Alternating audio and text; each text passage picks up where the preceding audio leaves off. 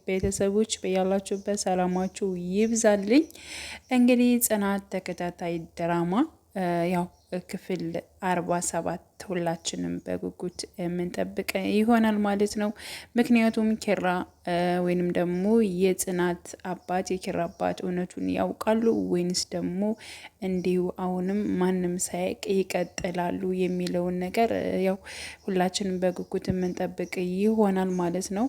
ብዙዎቻችሁ ጽናት ለአባቷ መናገር መቻል አለባት ቢያንስ ትምህርቷን እንኳን እሺ፣ ግን ደግሞ ከኪራ ጋር መጀመሯን ያለውን ሁኔታና እንዲሁም ደግሞ ኪራ ያመጣላት ሀሳብ እጅግ ጥሩ ነው። በቃ መናገር እስካለባት ድረስ መናገር ነበረባት። ለምንድን ነው የምደብቀው? አባቷም ጠርጥሯል፣ ከሁኔታውም ተረድቷል።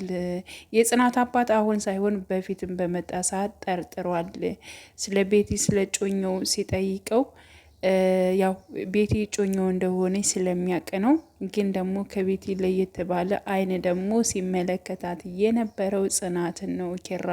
በዚህ የተነሳ የሆነ ሰዓት እንደውም ጠርጥረዋል እና አሁን ላይ ደግሞ ተለያይተናል ሲል ከቤቲ ጋር ተለያይተናል ብሎ እንግዲህ ኪራ ለጽናት አባት ነግሮታል። የጽናት አባት ጠይቆት ነበር ኪራል ማለት ነው። ጮኛ የት ነች በማለት ጠይቆት ነበር። አይ እሷ ጋር እኮ ተለያየን፣ ከተለያየን ቆየን በማለት እንግዲህ ኪራ መልሶለታል ማለት ነው።